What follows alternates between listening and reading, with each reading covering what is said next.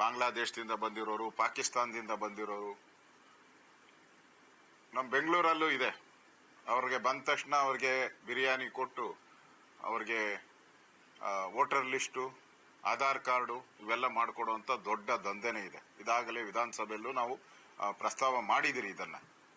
ಇದನ್ನ ನಾವು ಎಚ್ಚರಿಕೆ ಗಂಟೆ ಇಲ್ಲಿ ಹಿಂದೂಗಳನ್ನೇ ಹುಡುಕಿ ಟಾರ್ಗೆಟ್ ಮಾಡ್ತಾರೆ ಅಂತ ಹೇಳಿದ್ರೆ ಅವರ ಕೃತ್ಯ ಭಾರತದ ಮೇಲಲ್ಲ ಅವ್ರದ್ದು. ಅವರು ಹಿಂದೂಗಳನ್ನ ಟಾರ್ಗೆಟ್ ಮಾಡಿದ್ದಾರೆ.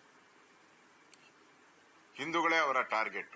ಇದನ್ನ ದೇಶದ ಜನ, ರಾಜ್ಯದ ಜನ ಅರ್ಥ ಮಾಡ್ಕೊಬೇಕು.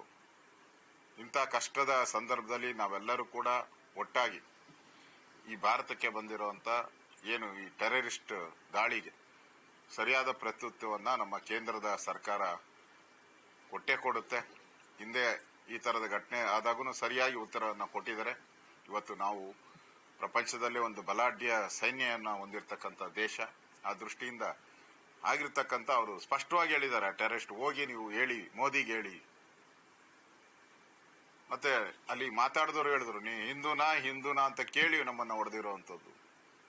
ಇದನ್ನ ನೋಡಿದ್ರೆ ಇದು ಹಿಂದೂ ಧರ್ಮದ ಬಗ್ಗೆ ಅವ್ರಿಗೆ ಇರ್ತಕ್ಕಂಥ ವಿರೋಧ ಸ್ಪಷ್ಟವಾಗಿ ಕಾಣ್ತಾ ಇದೆ.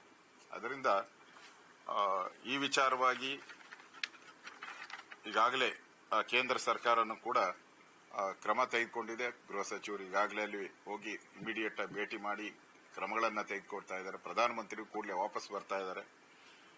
ಅದರಿಂದ ಈ ಕೃತ್ಯವನ್ನ ನಾವೆಲ್ಲರೂ ಕೂಡ ಖಂಡಿಸ್ತೀರಿ.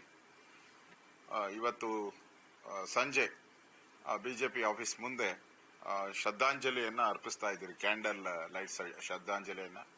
ಅದೇ ರೀತಿ ಜಯನಗರದ ಶಾಪಿಂಗ್ ಕಾಂಪ್ಲೆಕ್ಸ್ ಹತ್ತನೂ ಕೂಡ ಶ್ರದ್ಧಾಂಜಲಿಯನ್ನ ಅರ್ಪಿಸ್ತಾ ಇದ್ದೀನಿ. ಸ್ಯಾಂಕಿ ಟ್ಯಾಂಕ್ ಅಲ್ಲೂ ಕೂಡ ನಮ್ಮ ಅಶ್ವಥ್ ನಾರಾಯಣ ಅವರು ನೇತೃತ್ವದಲ್ಲಿ ಅಲ್ಲೂ ಕೂಡ ಶ್ರದ್ಧಾಂಜಲಿ ಸಭೆ. ಇಡೀ ರಾಜ್ಯಾದ್ಯಂತ ನಮ್ಮೆಲ್ಲ ತಾಲೂಕು ಕೇಂದ್ರಗಳಲ್ಲೂ,